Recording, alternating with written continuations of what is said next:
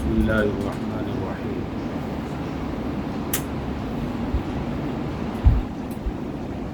الحمد لله رب العالمين،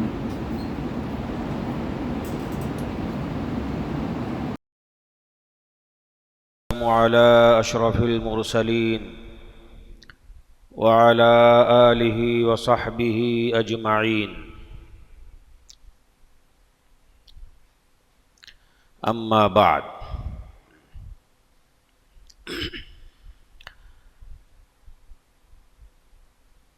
شهر رمضان الذي أنزل فيه القرآن هدى للناس وبينات من الهدى والفرقان. صدق الله العظيم.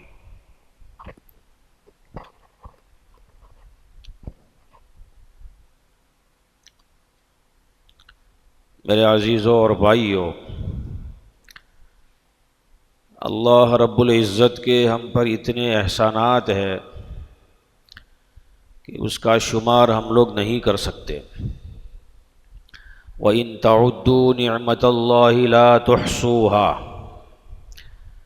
اتنے بے شمار نعمتیں ہیں.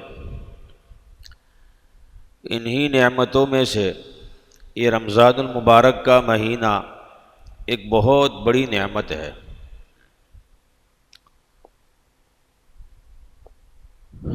روزہ ایک ایسی عبادت ہے کہ جس سے اللہ کا قرب ہوتا ہے. اللہ تعالیٰ اس سے گناہ معاف کر دیتے ہیں. اسی لیے بعض صحابہ کرام رضی اللہ تعالیٰ عنہم کہتے تھے کہ اے اللہ، مجھے زندگی پیاری ہے، لیکن اس لیے نہیں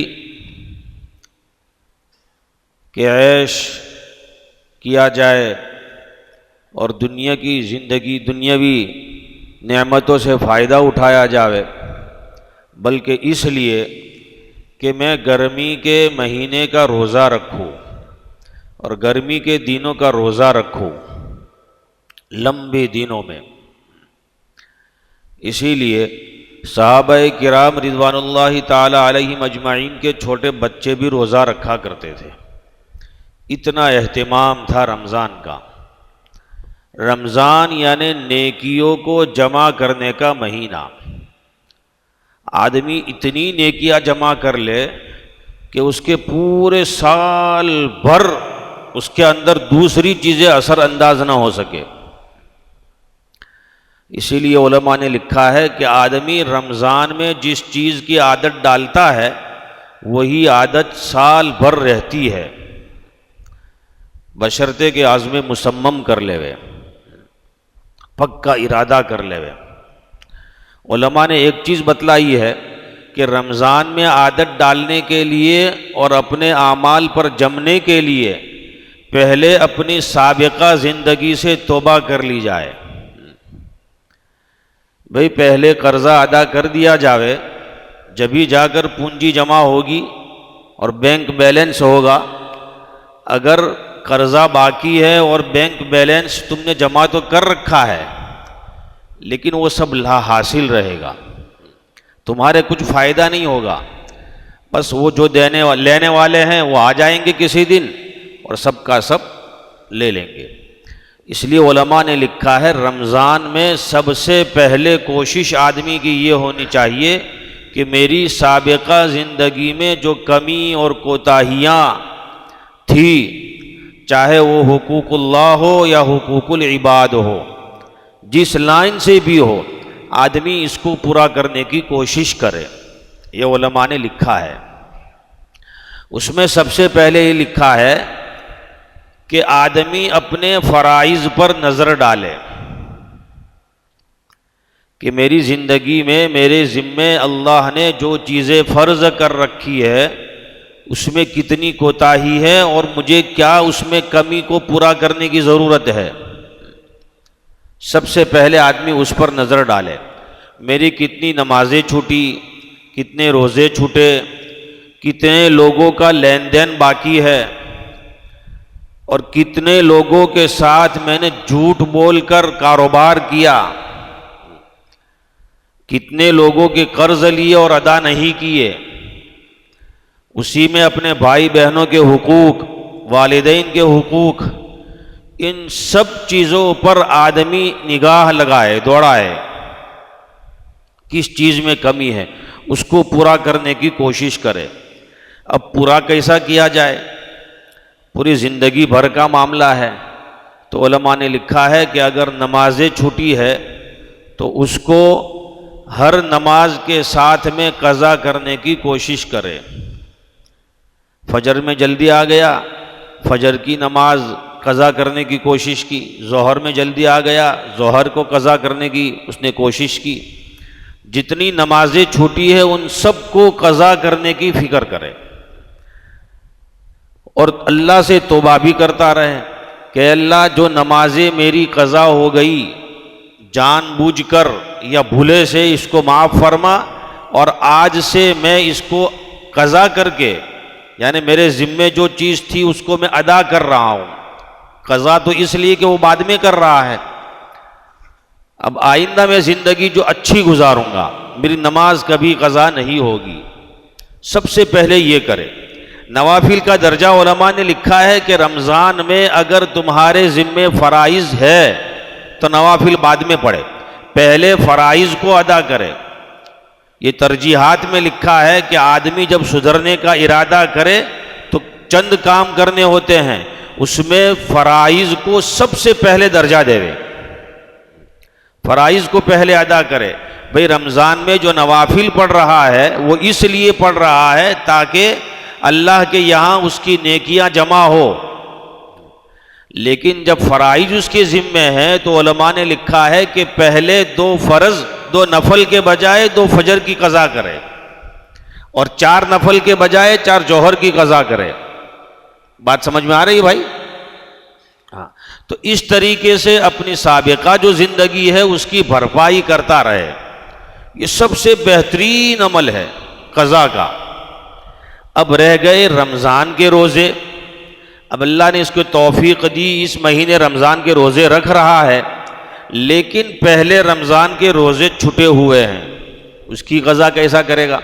وہ رمضان میں تو رکھ نہیں سکتا ہے، ابھی تو جو رمضان چل رہا ہے اسی کے روزے فرض ہے۔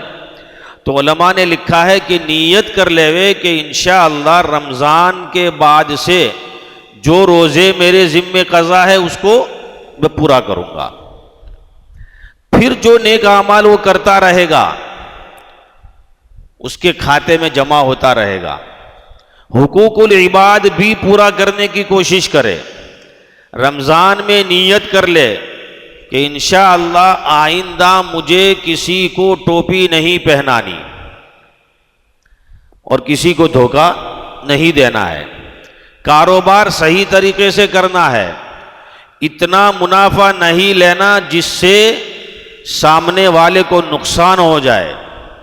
بھئی منافع کے نام سے آج کل ٹوپیاں چل رہی ہے، منافع بھئی کاروبار اسی لیے کرتے ہیں کہ اس کو منافع ملے اور اپنا کاروبار اپنا گھر بار چلتا رہے اس کا، لیکن اتنا زیادہ منافع لے لینا کہ سامنے والے کی تم نے کچھ بھی رعایت نہیں کی، انسانیت سے گری ہوئی حرکتیں کر دی، تو اس کو علماء نے کراہت سے خالی نہیں لکھا ہے۔ جو عرف عام میں جو چلتا ہے اس طریقے سے کرے کاروبار، اس سے ہٹ کر نہیں، تو یہ نیتیں کرے۔ اور حقوق العباد جن کو پیسے دینے کے ہیں اور بھی کسی طرح کا لین دین ہے، آپ سے کوئی باتیں ہوئی ہے، عہد وغیرہ آپس میں کاروبار کی، تو اس پر جمنے کی نیت رمضان سے کرے۔ تو علماء نے لکھا ہے کہ رمضان کے بعد اس پر باقی رہنا بہت آسان ہو جائے گا۔ ایک عالم نے لکھا ہے کہ میرا تجربہ ہے کہ میں رمضان میں، جس رمضان میں 3 پارے دن کے پڑھتا ہوں، یعنی کہ 3 کلام پاک ختم کرتا ہوں، تو پورے سال میرے دن میں 3 پارے ہی ہوتے ہیں، اور کسی رمضان میں اگر 2 پارے پڑھے ہیں تو ان کا تجربہ ہے کہ پورے سال تک میں نے 2 پارے ہی پڑھے ہیں۔ تو سب سے پہلے نیت یہ کرے کہ انشاءاللہ جو ہماری سابقہ زندگی میں کمی کوتاہیاں ہے فرائض میں، اس کو پورا کرنا ہے، فرائض کو اول درجے میں رکھنا ہے، اور جو چیز کر سکے اس کو پہلے کرنا ہے، چھوٹے چھوٹے قدم اٹھانا، کامیابی کے لیے چھوٹے چھوٹے قدم اٹھانا بھی ضروری ہے۔ ایسا نہیں کہ آدمی بہت بڑا کام کرنے چلا جاوے اور چھوٹے کاموں سے محروم ہو جاوے نے پھر بڑے سے بھی ہاتھ دھو بیٹھے، اس لیے چھوٹے چھوٹے قدم اٹھانا۔ خیر العمل ما قل ودیم علیہ، چھوٹا کام بہتر جو ہے کام وہ ہے جو چھوٹا ہو اور اس پر جمع جاوے مضبوطی سے۔ روزانہ ایک نماز قضا کرنے کی اس نے ارادہ کر لیا کہ میں روزانہ ایک قضا کروں گا، لیکن اس پر جم جاوے۔ میں روزانہ تھوڑے تھوڑے اپنے کاروبار میں سے پیسے نکال کر جو میری قرض کی ادائیگی ہے اس کو میں تھوڑا تھوڑا روزانہ ادا کروں گا۔ چھوٹے چھوٹے قدم اٹھانا، دن کے 2 نفل پڑھوں گا لیکن پابندی سے پڑھوں گا، دن میں 20 لوگوں کو سلام کروں گا لیکن پابندی سے کروں گا، بہنوں کے ساتھ اور گھر میں والدین کے ساتھ اچھے اخلاق سے پیش آؤں گا۔ یہ ساری نیتیں کر لے۔ اسی لیے عبداللہ ابن مسعود رضی اللہ تعالیٰ عنہ یہ فرماتے ہیں کہ میں نفل روزہ نہیں رکھتا، بہت کم رکھتے تھے وہ۔ پوچھا ایسا کیوں؟ کہا میں جب نفل روزے رکھتا ہوں تو نوافل پڑھنے کی ہمت میرے میں نہیں رہتی ہے، اس لیے حالانکہ نفل نماز کیا ہے؟ اولا ہے نفل روزے کے مقابلے میں، تو وہ ترجیح قائم کرتے تھے کہ میں نفل روزہ اس لیے نہیں رکھتا ہوں تاکہ نوافل کو کثرت سے پڑھ سکوں۔ یہ عبداللہ ابن مسعود کا عمل تھا، جمنے کے لیے چھوٹے چھوٹے قدم اٹھانا۔ ایسا نہیں کہ بہت بڑا وہ لے کے بیٹھ گیا کہ آج تو جو ہے نا 30 پارے پڑھ کے اٹھوں گا کلام پاک کے، اور لے کے بیٹھ گیا، پورے دن بیٹھا رہا نا، پھر دوسرے دن کیا ہو گیا؟ ارے بولے تھک جاتا ہے یار، کل بیٹھا تو کمر دکھ گئی، کچھ سمجھ میں نہیں آتا۔ کہاں سے سمجھ میں آئے گا؟ ایسا کام جو زندگی بھر نہیں کرتے تھے اور ایک دم سے کرنا شروع کر دیا تو بوجھ پڑے گا، وہ نہیں کر پائے گا۔ اس لیے چھوٹے چھوٹے قدم اٹھانا، دن کے 2 نفل لیکن پابندی سے۔ ایک آدمی کا قرضہ چکانے کا 1,00,000 روپیہ قرضہ ہے تو اس میں سے 1,000 پابندی سے دینے کا ارادہ کر لے وے۔ یہ نہیں دے سکنے والوں کی باتیں ہیں، ان لوگوں کی نہیں جن کا عہد و پیمان ہو چکا ہے اور اس پر عمل کر رہے ہیں۔ آپ کہیں گے مولوی صاحب نے تو 1,000 ہی دینے کا کہا تھا، وہ نہیں، وہ جو نہیں دے سکتے ہیں کسی کا لے کر بیٹھ گئے ہیں، کہہ دیا تھا کہ بھئی میرے پاس نہیں ہے میں نہیں دے سکتا، تو ان لوگوں کی بات ہے کہ چھوٹے چھوٹے قدم اٹھاوے اور چھوٹے بالکل نیچے سے ارادے کرے، انشاءاللہ اس کو ترقی تک پہنچائے گا اللہ تعالیٰ۔ تو نیتیں کرو کہ انشاءاللہ ہمارے ذمے جو فرائض ہے اس کو پابندی سے اور رمضان میں جتنے ہو سکے اس کو پورا کرنے کی کوشش کریں گے نا بھائی انشاءاللہ۔ ہاں، یہ رمضان کا مہینہ جا رہا ہے، یہ آخری عشرہ بھی آ گیا، اور پھر جو سابقہ زندگی پر توبہ کرنا، رمضان کا مہینہ اللہ نے اسی لیے دیا ہے کہ اللہ تعالیٰ معاف کر دے وے، معاف کرنے۔ ایک بزرگ سے کسی نے پوچھا کہ ہم تو عبادت کیے جا رہے ہیں، فجر پڑھی، ظہر پڑھی، عصر پڑھی، رمضان کا مہینہ آیا، رمضان کا روزہ رکھا، کلام پاک کی تلاوت کی، صبح کی شام کو کی، لیکن کچھ سمجھ میں تو آتا ہی نہیں، پتہ نہیں وہاں قبول ہوتا ہے کہ نہیں ہوتا۔ تو انہوں نے کہا اللہ کے بندے، جب تو نے ایک مرتبہ عمل کر لیا، پھر جب دوسری مرتبہ کر رہا ہے تو یہ اس بات کی علامت ہے کہ اللہ نے تیرا پہلا عمل قبول کر لیا ہے۔ نہیں تو کئی لوگ گھومتے ہیں جن کو اللہ تعالیٰ توفیق نہیں دیتا، مسجد کے پاس سے گزر جاتے ہیں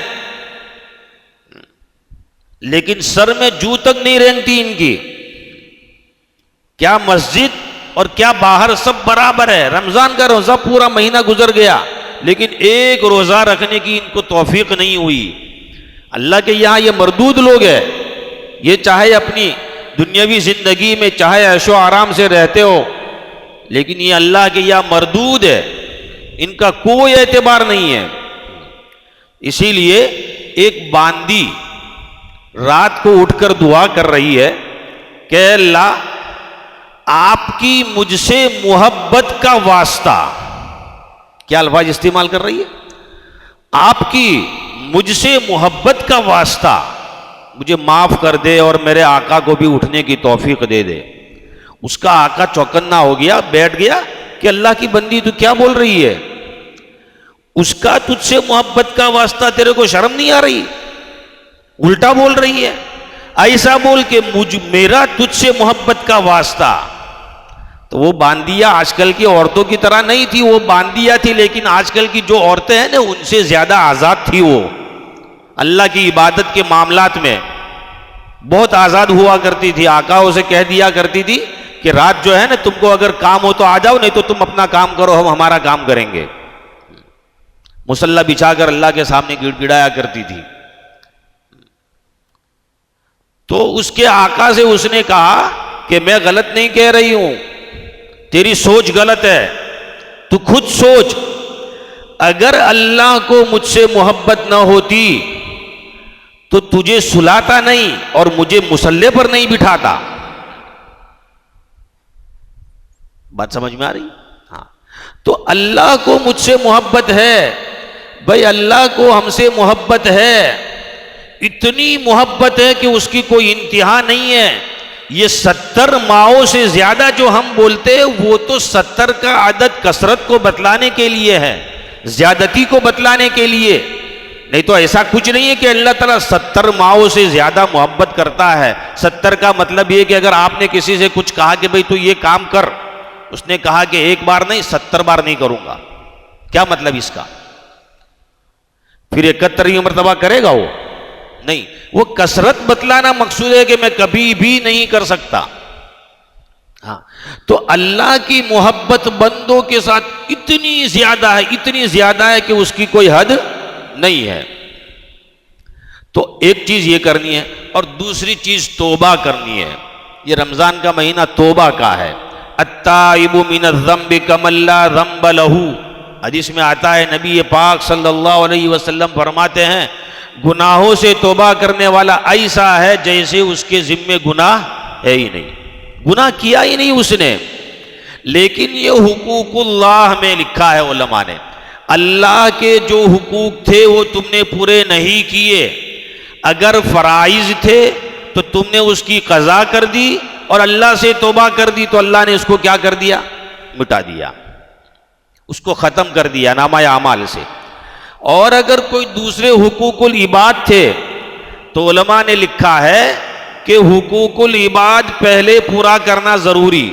کسی کا مال کھا گئے، اپنے بھائی بہنوں کی میراث کھا گئے، یا کسی کو دینے کا تھا، قرض لیا تھا واپس نہیں کیا، تو علماء نے لکھا ہے کہ پہلے اس کو واپس کر دے پھر اللہ سے معافی مانگے. یا اگر واپس کرنے کی کوئی شکل نہیں ہے تو اس بندے سے معافی مانگ لی کہ بھائی معاف کر دے. تو پھر اگر اللہ سے توبہ کرے گا وہ تو اللہ تعالیٰ اس کو معاف کر دے گا. بہت کھلے ہوئے ہیں، عام دروازے ہیں اس کے معاف کرنے کے. اور بندے کی توبہ سے اللہ اتنے خوش ہوتے ہیں، اتنے خوش ہوتے ہیں. حدیث پاک میں آتا ہے کہ کوئی بندہ جنگل میں جا رہا ہو اپنے ساز و سامان کے ساتھ، کھانے پینے کا سامان بھی ہو، اور اس کی سواری غائب ہو گئی. سویا اونٹ کو کسی جگہ لگا دیا. اس زمانے میں سواری اونٹ ہوا کرتی تھی، اس لیے اس کی مثال دی ہے کہ جو ہے اور درخت کے نیچے سو گیا، اور جب اٹھا تو اس نے کیا کیا؟ اونٹنی کو نہیں پایا، کہیں چرنے نکل گئی، دور جنگل میں ادھر ادھر نکل گئی. وہ اس نیت سے سو گیا کہ اب مرنا یقینی ہے. اچانک اس نے دیکھا کہ اونٹنی پاس میں کھڑی ہے، اس کو مل گئی. تو مارے خوشی کے وہ یوں کہہ رہا ہے کہ اے اللہ تو میرا بندہ اور میں تیرا رب. مارے خوشی کے الفاظ اس نے بدل دیے. اس کو کتنی خوشی ہوتی ہے. اللہ تعالیٰ بندے کی توبہ پر اس سے زیادہ خوش ہوتے ہیں، بہت خوش ہوتے ہیں. حدیث میں آتا ہے بندہ ایک بالشت چلتا ہے، اللہ ایک ہاتھ چلتے ہیں. اس کا مطلب یہ نہیں کہ ناپ کر چلا جاتا ہے، یہ مثال دے رہا ہے کہ تم تھوڑی کوشش کرو گے، تم نے ایک بار سلام کیا، میں تم کو 10 بار سلام کروں گا. بات سمجھ میں آ رہی ہے؟ یہ تعلقات کی بنیاد ہے اللہ سے. فرائض کو پورا کرنا، نوافل کو ادا کرنے کی کوشش کرنا. نوافل تو جمع کرنے کے لیے ہے پونجی، تاکہ ہماری فرائض میں جو کمی کوتاہی ہے اس کو پورا کیا جائے، اس کی بھرپائی کی جائے. بات سمجھ میں آ رہی ہے؟ باتیں تو بہت زیادہ ہے، لمبی ترجیحات کے قبیل سے جو میں بتانے کی کوشش کر رہا تھا. ایک فرائض کی ادائیگی، نوافل بعد میں، حقوق العباد کو پورا کرنا اور اللہ سے توبہ کرنا.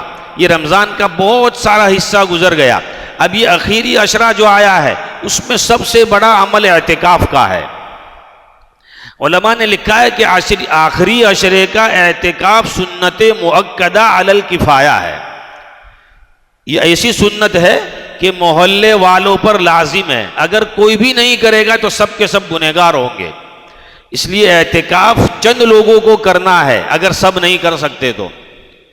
اور اعتکاف کا مطلب یہ ہے کہ بندہ اللہ کے در پر آ جاوے اور اللہ کے سامنے آ کر اپنی پیشانی کو رگڑنا، اس کے سامنے بس اسی کا ہو کر اس کے در پر پڑ جانا. جیسے کسی سے کچھ لینا ہو، کوئی مسئلے حل کروانے ہو تو وہ دھرنے دیتے ہیں نا، اور جا کر پڑ جاتے ہیں حکومت سے اپنے مطالبات پورے کرنے کے لیے. تو یہ عشرہ اللہ سے اپنے مطالبات پورا کروانے کا بہترین موقع ہے. علماء نے لکھا ہے کہ در پر آ کر پڑ جاوے. ویسے تو پورا رمضان کا مہینہ ہے، آدمی صبح مانگے، جو ہے افطاری میں مانگے، پورا مہینہ اسی لیے ہے اللہ سے مانگا جاوے گڑ گڑا کر پورا مہینہ، اور جو مانگتے وہ محروم نہیں رہتے. اور یہ اللہ سے قرب کو بڑھانے کا ذریعہ ہے اعتکاف. مسجد میں آ کر بیٹھ جانا کہ جب تک میرے مطالبات پورے نہیں ہوں گے میں جاؤں گا نہیں یہاں سے. لیکن اللہ کے دربار میں آنے کے لیے بھی اس جیسا ہونا پڑے گا جیسا اس کے دربار میں آنے کا حق ہے. بھئی میرے یہاں کوئی تقریب ہو، میں نے کوئی تقریب رکھی، لوگوں کو جمع کیا اور اس میں شرط لگا دی کہ اس طرح سے آنا ہے، بغیر ٹوپی کے کوئی نہ ہو، سب کے کپڑے جو ہے اسی طرح کے ہو، رنگین جو میں نے دیے ہیں وہ. اب اس کے خلاف اگر اس میں کوئی آتا ہے تو اچھا لگتا ہے؟ سب اس کو دیکھیں گے، دیکھو نا یہ بندہ کیسے آ گیا، یہ تقریب تھی ہمارے پورے سماج کا، اس نے تو ایسا کر کے رکھ دیا. تو یہ اللہ کے دربار میں آنے کے بھی کچھ جو قواعد ہے، اسی طریقے سے آنا پڑے گا. حدیث میں آتا ہے بندہ اللہ سے دعا کرتا ہے لیکن ان کی دعا جو ہے نا ایک بالشت سے اوپر تک نہیں جاتی. مطلب یہ کہ ذرہ برابر سنوائی نہیں ہوتی ہے. جیسے وہ مانگنے والے ہوتے ہیں تمہارے پیچھے پیچھے جاتے ہیں، تم کیسے کرتے ہو؟ چلتے رہتے ہو نا. کیوں چلتے رہتے ہو؟ اس کی سنوائی نہیں کرنی ہے، وہ ایسے تو بولے بہت آتے رہتے ہیں. تو اللہ کے یہاں بھی کچھ بندے ایسے ہیں جن کی سنوائی نہیں ہوتی ہے. جاؤ اپنا کام کرو، تم بیٹھے بیٹھے گڑ گڑاتے رہو، یوں یوں اپنے منہ مینا بنا کے، آئی سمجھ میں ہاتھ اٹھا کر یوں ہل ہل کے توبہ مانگتے رہو، لیکن ایک بالشت سے اوپر جانے کا نام نہیں. کیوں؟ حدیث میں آتا ہے اس کا کھانا حرام، پینا حرام، اس کے کپڑے حرام. علماء نے لکھا ہے کہ اگر حرام نہیں ہے اور شرعی لباس نہیں ہے تو اس میں بھی شک ہے، اس میں بھی سوچا جائے گا. لباس تیرے کو کیسا پہننے کا تھا تو اور کیسا پہن کے آ گیا ہے مسجد میں اللہ کے دربار میں. بھئی جو چیز منع کر دی گئی تم اسی کو لے کر یہاں آؤ گے.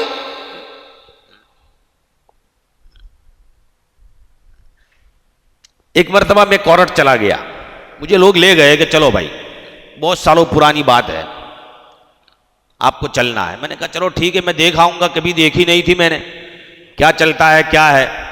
مجھے ایک طرف بٹھا دیا کہ آپ بیٹھو یہاں. ابھی جج آئے نہیں تھے، لیکن جب جج آئے تو پورا مجمع کھڑا ہو گیا. میں نہیں کھڑا ہوا، مجھے معلوم نہیں تھا قانون کیا ہے، تو سب مجھے تک رہے ہیں. پھر ایک ساتھی تھا، اس نے آ کر مجھے پیچھے یوں مکہ لگایا، بولے اللہ کے بندے کھڑے تو ہو، یہ کورٹ کی تو نے جو ہے نا دھجیاں اڑا دی، یہ اپمان کیا تم نے. تو ایسے ہی مسجد میں آنے کے کچھ قواعد ہیں. جب تم اپنے قواعد بناتے ہو تو جو احکم الحاکمین ہے اس کے دربار میں آنے کے کوئی قواعد نہیں. جس چیز سے اللہ کو نفرت ہے وہی چیز لے کر آ رہے ہو. اللہ کے رسول صلی اللہ علیہ وسلم کا چہرہ اللہ کو بہت پسند، اسی کو صاف کروا کر مسجد میں آ رہا ہے ٹناٹن ہو کے برابر مست، وہی حجام کے پاس سے بال بھی بالکل انشٹ بنا کے آ رہا ہے، وہی کہاں جا رہا ہے؟ بولے نماز پڑھوں گا اللہ سے، بولے بہت مانگوں گا آج۔ بھئی یہ چہرہ تو اللہ کو پسند نہیں ہے، اللہ تعالیٰ تیری طرف رحمت کی نگاہ ڈالیں گے نہیں، تو جا کدھر رہا ہے؟ اور وہ کپڑے جو یہود نصارہ پہنتے ہیں وہ پہن کر تو مسجد میں آ رہا ہے، نماز ہو جائے گی، اس سے انکار نہیں ہے، میری بات کو سمجھنا برابر۔ مفتی صاحب کے پاس جائیں گے، آپ کہیں گے بھائی میں ان کپڑوں میں نماز پڑھی ہوئی کہ نہیں ہوئی؟ مفتی صاحب کہیں گے نماز تو ہو گئی تیری، اس سے انکار نہیں ہے۔ بھائی آپ کسی کے یہاں چلے گئے، کھانا مانگا، مجھے کھانا دے، کھانا دے دے گا، کھا لے بھائی جا باہر بیٹھ کے۔ تو مسجد میں آنے کے حقوق ہے، احکام رکھے اللہ نے، ایسے کپڑوں کے ساتھ آؤ جس سے اللہ کو پیار آوے، اور ایسی شکل لے کر آؤ جس سے اللہ کی رحمت جوش میں آوے۔ چند لوگ ایسے آ جاتے ہیں جن سے اللہ کی رحمت تو کیا غضب اللہ کا برستا ہے، کپڑوں کا کچھ ٹھکانہ نہیں۔ میں بارہا کہتا ہوں، ڈنکے کی چوٹ کہتا ہوں، ایسے کپڑے پہن کر آؤ جس سے پورا سطر چھپ جاوے۔ کئی لوگ مسجد میں آ کر ٹوپیاں ڈھونڈتے ہیں۔ اللہ کے بندو، اپنے بچوں کے لیے بچہ کہے کہ ابا یہ مجھے کھلونا لے لو میرے لیے، تو آدمی کتنے ہی پیسوں سے وہ کھلونا خرید لیتا ہے، چاہے جتنے بھی پیسے ہو۔ اور اللہ کے دربار میں آنے کے لیے انسان ایک ٹوپی نہیں خریدتا، اس کا اہتمام ہونا چاہیے۔ یہ رومال باندھ کے کیا یہ شکل اختیار کر رکھی ہے؟ اس لیے اللہ کی رحمت کو اگر جوش میں لانا ہے تو یہ طریقہ اختیار کرو جو محمد الرسول اللہ صلی اللہ علیہ وسلم والا تھا۔ دعائیں بھی قبول ہوگی، نمازیں بھی قبول ہوگی، اللہ تعالیٰ نوازے گا۔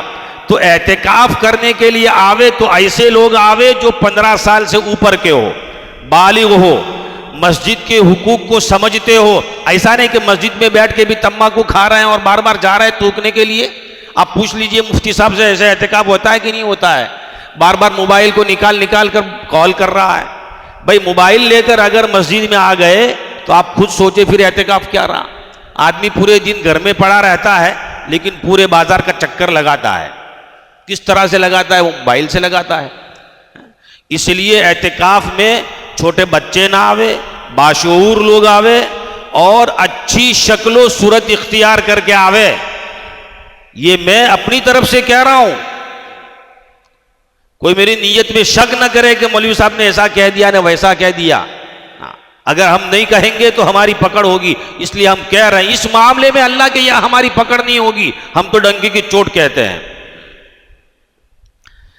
تو مسجد میں آوے تو ایک تو اللہ کے رسول کا حلیہ اختیار کرے، اگر نہیں ہے تو نیت کر لے کہ انشاءاللہ آج سے میں اب یہ نہیں کرنے والا، اب اللہ کے رسول کا حلیہ رکھوں گا۔ کپڑے اچھے سے پہن کے آوے، اور مسجد میں آنے کے بعد موبائل کا اول تو لاوے ہی نہیں، بالکل نہ لاوے۔ مسجد میں آ گئے، آج شام سے ہی اعتکاف میں بیٹھنا ہے، اور اللہ کے سامنے مسجد میں آ کر جو ہے بس عبادت کرنا، نماز پڑھنا، قرآن پاک کی تلاوت کرنا، یہ سارے کام ہمیں کرنے ہیں۔ اللہ تعالی ہم سب کو عمل کرنے کی توفیق عطا فرمائے۔ وآخر دعوانا ان الحمد للہ رب العالمین۔